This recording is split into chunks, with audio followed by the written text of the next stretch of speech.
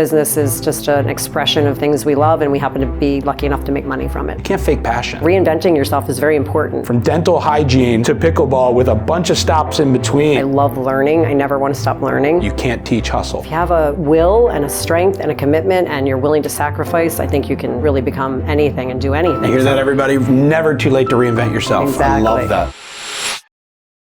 Welcome, everybody, to Season 2, Episode 4 of the How They Crushed It podcast. Today's guest is my friend Bonny Gothier from Baltimore Pickleball Club. She's got a great story, a really, really great story and journey in her business life that's worth hearing, and a lot of great principles that we want to talk about. Plus, I love pickleball, and she's the pickleball expert, so we'll get into a little bit of that too. So check it out. Welcome, everybody, to Season 2, Episode 4 of the How They Crushed It podcast. I'm excited today about a guest whose business I've attended many times. I've got Bonny Gothier. I didn't want to mispronounce it. Bonny Gothier from Baltimore Pickleball Club in Timonium, Maryland. And I'm pumped to talk to her today. And obviously you wore green because of the pickleball theme. Absolutely. See, we didn't talk about that before we got on camera. Yeah, getting the theme. Yeah, Bonny's got a great business that, like I said, I do play pickleball poorly, slowly. I'm not an A player by any means, but I love it. And she's got a great story, and we're pumped to talk about it. So, Bonny, we always start with a little bit of rapid fire questions. And because your business, you're in the pickleball business. First off, I asked Google this morning, do you know where the term pickleball comes from? Yes, I do. Tell us, because I just read about it and it was obscure to me. It's quite a controversy. And actually on Google, there's times you'll actually get some variable... Well, then tell me, because I know what I just read. Variable stories. So they'll talk about how there was this family that created the game from not having their badminton equipment.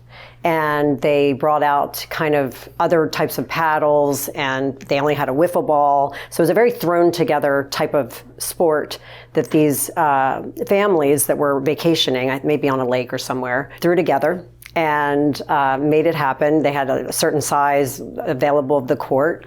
And they did a little hodgepodge of equipment and ideas, mixing kind of together a badminton, tennis, ping pong, which is really the three elements of pickleball. Yeah, I always tell people it's most similar to ping pong to me. Right, that's a skill. If you have ping pong, it can really transition well. So they threw together these kind of random rules and equipment, and they had this dog named Pickle, but the dog actually came by much later than that game that they created. So one of the gentleman's wives said, "This reminds me of the pickle boat in rowing." And the pickle boat throws together many different elements, the rowers that are kind of in the back and pulling things together for different reasons. So it just reminds me of a hodgepodge sport. It reminds me of the pickle boat, hence came pickleball. However, later they did get a dog and named the dog Pickles, and everyone for years, and you'll still hear this story. In fact, I attended a national pickleball camp, and one of the coaches told us the story that this sport was named after this dog, and it wasn't. So it truly is not after the dog. The dog came later. It's a long story, everybody. Yes. And I was shocked. I thought it was just like a funny name. I thought it was a funny name. There had to be a funny story. And I love that there's controversy. Yes. So, Bonny, our podcast is called How They Crushed It. So we always ask everybody, do you drink crushes at all? Love crushes. And what's your favorite flavor? Grapefruit, but I do skinny, so I don't do the simple syrup. And I think, I'll be honest, I don't think anyone makes them the way Maryland does. I'm a little biased. I am as well. So, okay, skinny grapefruit, that's great. Never a pickle crush? Because that's... we've talked about that at the club, and we can go into us having a bar, but no, never a pickle crush. Not a bad idea. I think you have to do it at least once. Yeah. I know you have Prosecco and pickle. Yes. Sometimes on Sundays, but a pickle crush would be funny. I love it. We always ask people about their crush preferences here, we've had all kinds of great answers. Great drink, and it reminds me of summer. Totally, me too. It's still summer of 2024. My one question I ask everybody, especially women, are you a Swiftie? I am not. Okay. I'm so sorry. Look at Tiffany off camera. Yeah, she's sorry, giving Tiff, us don't cry. I'm not It either. doesn't hurt my feelings. No problem. I have to say, if I know maybe 3 or 4 of her songs total, I would be lucky. I mean, I think she's an amazing artist. It's just not something I've ever got into. Not my thing completely either. But yeah, my son, Tiffany's friend, my son tells me to get on the right side of history. So that's what he told me. I think we are. I think we're like dinosaurs. I don't know what's happening to us, but amen to that. We'll talk. We're not going to go down that. We're not going to date ourselves here. Right. But yeah, Bonnie, we usually get into kind of how I ease into this with everybody is. Tell us your story a little bit. You know, this is a podcast primarily to help people get good business principles, just good things that they can apply to their business no matter what industry they're in. And you're in a little bit of a different industry than anybody else we've interviewed. So talk to me about your story and how you got into business in general. I mean, you know, I don't know the answer, so I love, you know, hearing different people and how they went from little Bonnie into being a businesswoman. And your business is doing great, knock on wood, and you're crushing it. Tell us about that. Okay, great. Well, I'll try to make this short and sweet, although it's not. We've got plenty of digital space on Tiffany's camera. Very good, thank goodness. So my first, out of college experience was I'm going to have a career. You know, your parents want you to go to college, do something with your life. So I said, I'll become a dental hygienist. So my first career was a dental hygienist. So I did that for about 6 years, and my back really started hurting. Back in the day, the technology wasn't really there, and I just felt plagued physically. And one thing I kind of did to treat myself back then was I got my nails done. And this is probably in 1990.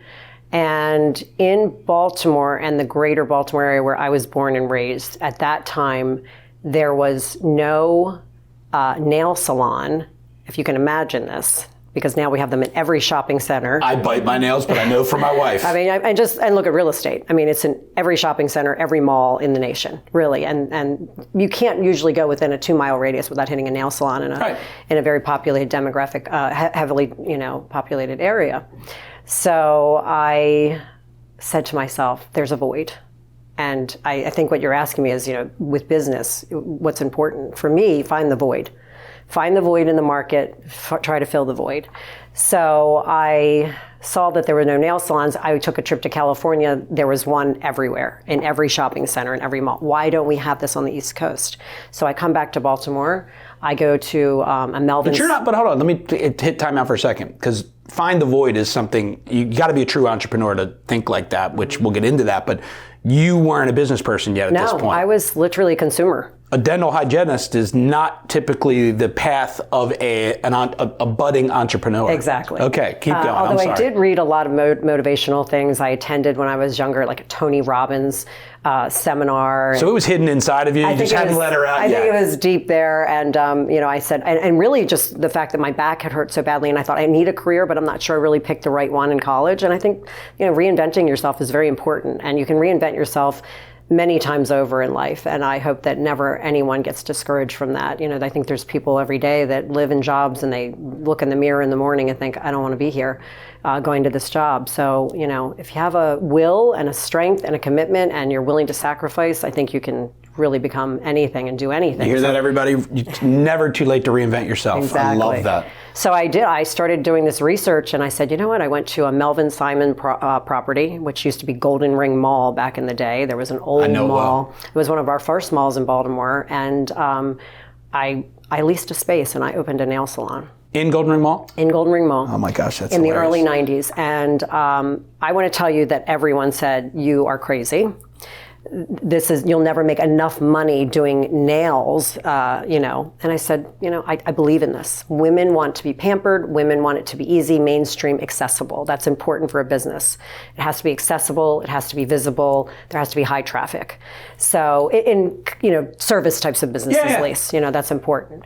So I leased my first space, and I said, this is working. It immediately started to work, which I knew it would. And you do have to believe in yourself. I think that's an important key in anything you do. And I said, I'm going to go for a second location. I went over to Towson Commons, and I opened one there. I went over to Parkville. I opened one there. I went to... What year is this? This was from 90 to 90s. maybe 98. I think I did this over a period of 7-8 years. So I ended up, make this long story short, opening 5. I put in skincare, tanning, and in one of the locations I had hair services. It started to move from California over from, the West Coast to the East Coast and get very inundated, very populated in the business. So I sold out. I was the 17th largest nail and skincare salon in the United States at that time. I sold out to my competitors, which were the people that were coming over from the other coast and undercutting the prices, which sometimes happens in business. It gets populated. And actually, I believe that's going to happen in pickleball, to be honest with you. I see a trend happening that way. The market gets saturated, availability becomes, very, very, big, and the locations are everywhere, and prices sometimes get driven down. So anyway, then after the skincare, I decided, well, I really feel like my calling is counseling, mental health. I really did a lot of work with motivation. Yeah, we're jumping. No, I love it. Dental hygiene to nail and beauty maintenance to mental health. Yeah. Okay, keep going. I love this. Went back to school, got my master's in mental health counseling. Practiced in that for a few years and still kind of do a little bit of pro bono stuff. Never really went out and did private practice. One of my daughters followed in my footsteps. It was something I just had this urge to do. I love learning. I never want to stop learning. Another recommendation for entrepreneurs, business people, or anyone, never stop learning. If you never stop learning, you have the ability to reinvent yourself. Absolutely. I think it's one of the pillars. Oh, amen. I love it. And staying motivated and, discovering where your talents are and how you can make them bloom. So I went back, got my master's, and then my husband said to me, we've worked really hard in our lives. Why don't we spend some time in Florida? So we went down to Florida in the winter. We found a community we loved. We ended up buying property there. And guess what they had at the property? I'm guessing with your green outfit, it's pickleball. Yes, very good, very good. So I got introduced to pickleball. I was originally a tennis player. I had some micro rotator cuff tears, which actually, interestingly enough, a lot of my clients have. Which prohibits the full stroke of tennis? It does, and it also the vibrations of the tennis string. A lot of times when you're cutting and you're cutting with your weight out in front of you with the racket out here, it tends to vibrate the the rotator cuff. So it tends to really bother that injury. Tennis. Okay. Pickleball, for me, it didn't bother it as much. It might be the type of injury I have, because I've heard people that can't play either with their injuries. I did fine transitioning over. I transitioned over this community, made some really great friends, and this is really where the seed of Baltimore Pickleball Club happened. I had all of these friends. We would winter there, come back in the summer, and back to our hometowns, go back in the winter and talk about what do we do all summer. Well, they all got better than me. And I'm like, how are you guys improving? And I'm staying the same. Well, we play all summer at our indoor clubs, and we have a pro, and where are you doing this? And they're in Connecticut, New Jersey, New York. We have many clubs. You don't have clubs in Baltimore? And I literally wanted to cry because I can tell you're competitive. I haven't seen that side of you yet till right now. Just a little. Okay. Just a little. And so I love Baltimore. I did move away from Baltimore to Pennsylvania with my husband for 17 years. We had a horse farm. It was an amazing experience, but I never got Baltimore out of my heart. And one of the things I love about, the Atlas Group, the restaurants, and Alex Smith, as he always writes, Baltimore needs it. And that's kind of one of his hashtags. And I always identified with that our city is a great city. It's a beautiful city. It's underrated. And I thought, we deserve this. Why does Connecticut have it and New York and other places, and we don't? I love it. So I come back, I start looking at property because my husband is a real estate developer. Okay. This gets really interesting, Dean. You'll love this. I love that. As someone who's been to your club, and my wife's been to your club, she's probably watching this a lot more than I have. Uh-huh. So go ahead. So I started looking at properties without my husband's help because I had done this before. I was an entrepreneur. I had a business plan. Why use the real estate developer when you can just do it yourself, exactly. Right? Exactly. So we started searching out some clubs, and I would look at different properties. Didn't like this location, didn't love that location. I just wanted right sweet spot, One of the properties I really liked, I called the broker, and actually this happened to me twice. Oh, we're not interested. Pickleball's a fad. Pickleball's going away. You're not interested? I have the equity. I have the business plan, I have the will, and I would like to look at this property. We're not interested. Wouldn't even show me the property, the one firm. The second one I called, and they brought me in, looked around. They said, you really think pickleball is a fad? And this is about, we opened a year ago, so this is about 4 years before we opened, or 3 years. So I looked actively for 3 years in Baltimore County, even in the city. And I just was absolutely bewildered that these brokers didn't take me seriously, and saddened by the fact that they couldn't do the market research to realize that this was a absolutely exploding sport all over the nation, and that we were on the losing edge of it. But clearly another trait of all entrepreneurs, you persevered. Persevered, kept looking. Finally, I did have to get my husband involved because he knew the broker of where we are now. We're at Ed St. John's property in Timonium, and he said, "Great, let's do it. Let's look at this property." And it was an old retro fitness building. Yeah, I didn't know what was in there. We've been in that strip. We shop for our dogs right down the road from you. Great pet store there. Yeah. And went in. I said, I can make this work. Unfortunately, not as many courts as I really wanted. We might eventually expand to some outdoor courts there in the parking lot. We're working on that. 4 courts at Baltimore Pickleball Club. 4 professional tournament grade, which is very important. Tournament grade courts. What makes? By the way, I don't mean to go off on a tangent. What makes it tournament grade? Color. Typically color when you surface? Go and surface, very much so. Okay. Surface, and it's very expensive to develop these courts. They have a slightly cushioned layer underneath, many multiple layers that take days to process. Understood. And where I had the experience and the knowledge was I competed in tournaments all over the country before I opened. So I knew what I was looking for when I went in and wanted to develop a club. Understood. And I also wanted to make it a very elite kind of specialized club where it was about socialization, community, and about making Baltimore better. Well, it's a great place. Look, you didn't tell. I mean, it's not just 4 courts in a warehouse. Everybody, it's gorgeous in there. There's couches. There's high top tables. There is beer and wine. Beer, correct? wine, prosecco, White Claw. We don't do the hard liquor, even though we have a liquor license. I didn't think that would medley well. I didn't really see the necessity. I didn't know that. Yeah, we do, and there's a certain regulation where if you have hard alcohol, you have to add some food to the menu. And I didn't really want to get into food. Okay. I know a lot of pickleball clubs in the nation like to serve the food aspect, but I think you have to really make that a highlight, and I wasn't really willing to do that. I wanted to kind of concentrate on what I really knew. Understood. Yeah, but the bar is a very nice social aspect of the club. Gotcha. And so talk to me about you've got this, so now you opened, you've got this business, you've got to grow it, you've got to put word of mouth out. Talk to me about, how the launch of a brand new business. Talk to us about it. Yeah, that was very interesting. We are locally owned and funded. So there are other clubs in our community that are funded by different investors all over the nation. So this is a locally women-owned business. And therefore, it was a little... Time out, it's you and your daughter, correct? Yes, my daughter, who also is a physician's assistant for MedStar, but she took on this adventure with me. You've given her hold on, in my notes, you've given her the lesson about reinventing oneself sometimes? Oh yeah, exactly. Okay. She came a little begrudgingly, but she loved pickleball, and the family loves pickleball. So she was kind of all in, but at the same time, she does have a career. So she's a hustler. She's a hard worker, and I always joke around because I work for her. I work for her. She's the brains and I'm the brawn. I've told my kids many times, so you can't teach hustle. Nope. You have to make sure somebody's got it. Yep. And you can I believe you can recognize it a mile away when you've got some hustle in you. And I do think one of our big family mottos is lead by example. My husband and myself have always been firm believers is that you can tell your children all you want what they should be doing, but if you show them something else, never smoke, don't smoke, and then you smoke.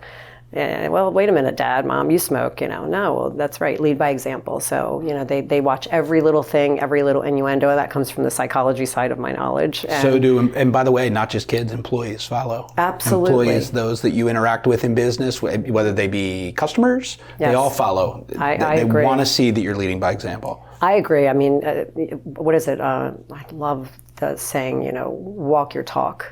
Really mean what you say and say what you mean. I love it. Yeah, so that's something that's important. And so hold on. So talk to me. You got 4 courts. the doors open. Yeah. If nobody walks in the first day, I mean, talk to me about that. Yeah, so we did some advertising early on in magazines, and we put up an Instagram account, Facebook account, got a few Facebook kind of groups coming in, where who's interested in learning about pickleball, and we did that in the local area and community, kind of nurtured those groups at first. I hired a great pro. We're very blessed. We have a wonderful pro named Trey Fiddler. He's really just a powerhouse, sweet guy, great personality, high energy. And he was already very integrated in the pickleball community in Baltimore County, Baltimore City. So there was a lot of promo happening with him as well.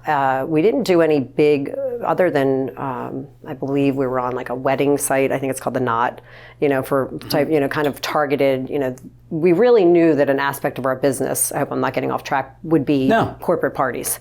Yeah. And so we did some basic like email blasting, and kind of going around and talking to some businesses in the community about, corporate team building, things like that. And we knew what would happen is all this would have tentacles, So there's also, I had a lot of support in the pickleball community as well, because I had played here for years.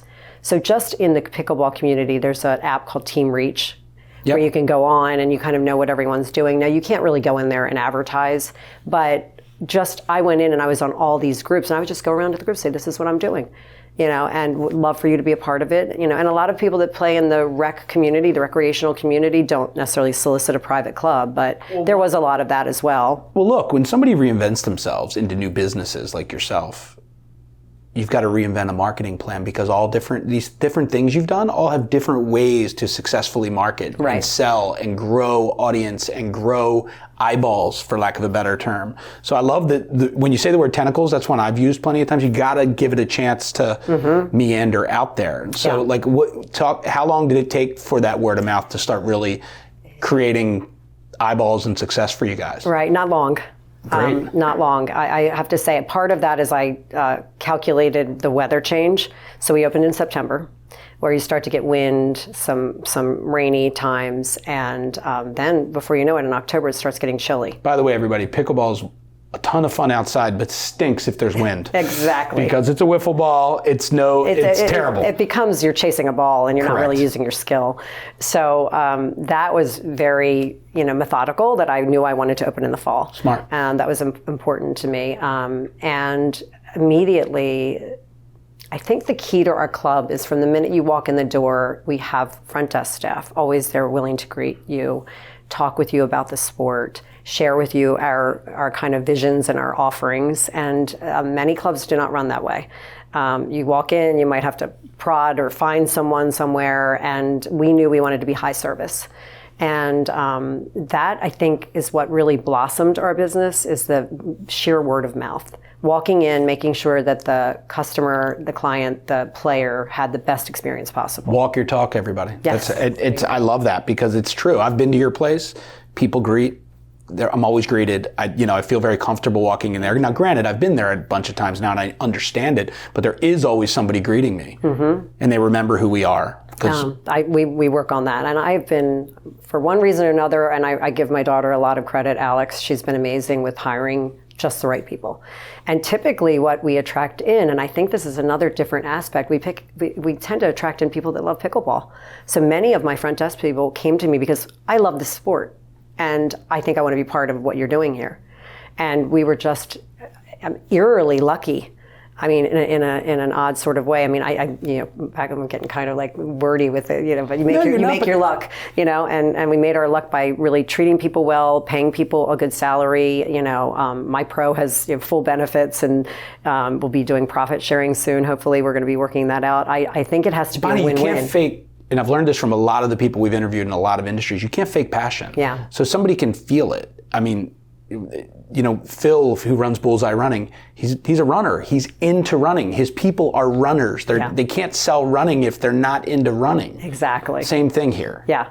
And I would say, I think with the exception of one lady who cannot wait to start pickleball, and I can't think of anyone else that works in our company that doesn't love the sport, that isn't crazy about it. I mean, pickleball is kind of a fanatic sport, it's really funny. You're either kind of all in or, maybe you dabble, but it's mostly the all in people that I cater to. Totally. Look, this is fascinating. I could sit here and talk to you all afternoon.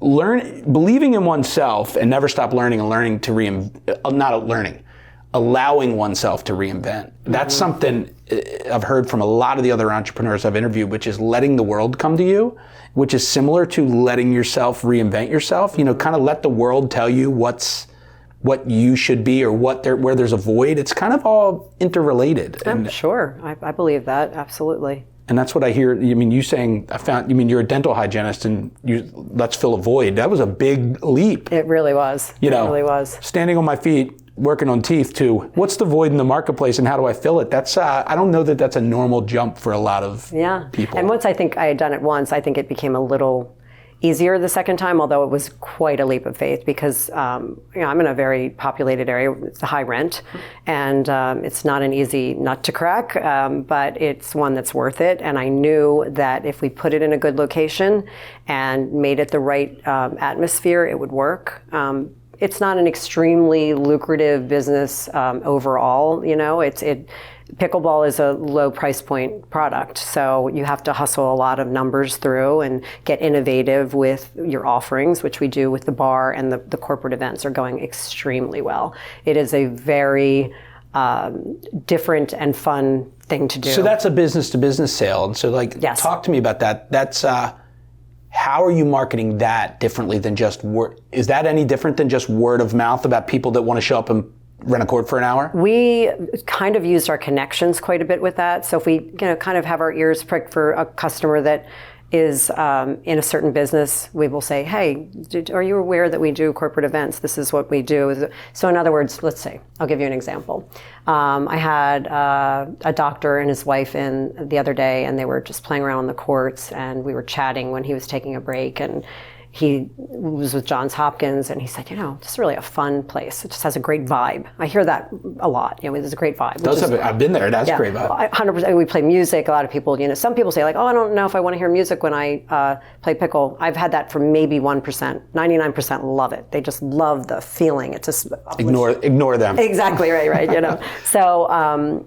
Anyway, he's like, that's a great vibe. And I said, we do corporate events. I don't know if you ever want to do anything with Hopkins. He's like, oh my gosh, I can't believe you just said that. We have this resident program that's graduating. Let's do this. He went over and booked it right away. We had 50 resident doctors that came in that were graduating their program. They turn over in what, June every year? Yeah. So he brought in, Liberatories is actually our preferred caterer. So we had Nick Liberatory as one of our guests. That's great. Well, they're great people, and John's a friend of mine. And I said, okay, John, I'm giving you a lot of business. You've got to help my clients out. So he doesn't give you doesn't charge you a delivery fee if he caters in libs. So he brought in libs and cakes, and they just it was 50 people. They had the best time. Our pro will come, set up a little mini tournament, do a little round robin, a little discussion of pickleball, or teaching people what they don't know. They have the bar there. It's just, and it's team building. It's something that, we all work so hard together. It tends to get tense, and it tends to get, focused on what are we doing here in this office? When's the time to kind of get to know each other as friends? So great. Yeah. And look, as someone who's been in sales for a long time and been around sales for a long time, you have to listen. We teach young salespeople, listen for opportunity, and you're listening. You're not just engaging this customer, you're listening. And that's the opportunity is just sitting there waiting for you. Had you not listened, you're not recognizing it. And that's back to that passion you're talking about. If you really love what you're doing, you're not going to be just sitting there looking at that customer like they're a dollar sign. Correct. They're a person that has needs. Nor hiding behind the front desk and just, checking your phone. Right. I love that. And there's plenty of that happening out there. No, I know. Yeah. Look, Bonnie, we talk, kind of what I do with everybody we talk to is, it's right now July of 2024. By the way, everybody, it's 1,000,000 degrees outside today. What do you think's happening? Let's leave politics, the details of the economy, the election. Let's leave all that out specifically, but what do you think's happening? What would you want to leave for people as something that's working for you right now in today's economy, today's environment that you think's important? And you've talked about some great principles. I love it. Reinventing yourself, believing in yourself, hustle, lead by example. walk the talk, you know. Right. But like, what is happening right now for Baltimore Pickleball in today's environment do you think people could learn from? I would say you can never really take out the economy, but I think at the basic human level, people need connection, and that's where I find, especially service businesses, you have to speak to that connection and how you make your product important to others. I feel that during COVID, we had this tremendous lack of connection in our society, and there was just not that person-to-person necessity that we need on a human level. And I think now more than ever, we've, during that time, cultivated a culture that really loves being in front of the screen. And from working at home, from Zoom calls, from being on our devices. You think they love it, or you think it's just become? I think love's a bad word. I think it's become a little bit of an addiction, or something we've been trained to do. And I think because of that, we've created this void and this need for human connection. And that is where I believe this business blossomed from, is that you come in, you meet others, you laugh with others, you grow with others, you play with others. Literally, you're playing a game with others. And that's so important because in such a serious world of politics and division in our political climate, we need something of unity. And there's always that common thing on that court. We're all there to have fun, to hit that ball, to be better people, to get a good workout in, and to make connections. So I think that if you're a service business, you make connections. I think if you're really any business, you just have to be authentic and have good intentions, for your business and for others. If you don't have that, I don't think it's ever going to be a situation that works. And I think what we're doing right is treating people like I would want to be treated, which is with kindness, with concern, and with respect. And that might sound kind of airy and I think this is the best answer really. I've received since we've been doing this. Oh, well, thank you. I mean that. Really, I do mean it from my heart. I think that business is just an expression of things we love, and we happen to be lucky enough to make money from it. Yeah, and look, everybody out there, even if you're not in something as fun as pickleball, connection and authenticity, I don't know that I could articulate a better answer. Oh, thank you. Yeah, I think if you don't have those things, you're probably going to be swimming upstream. Any business, even selling something like, we sell mortgages, but you still want to try to create a connection and give somebody your authentic self and that they know you're helping them. Right. That's it. And I would imagine your goal is, generations of mortgages. You help the dad, you help the son, you help the daughter. But you're only going to get generations of anything in any business if you're authentic. I agree. And they believe they can count on you, connect with you, count on you, and that you're genuine in what you're providing. I agree. Hear, hear. Wow, that's a great answer. Look, I don't know that there's a better way to end than on that. Look, be authentic, everybody. Create connection.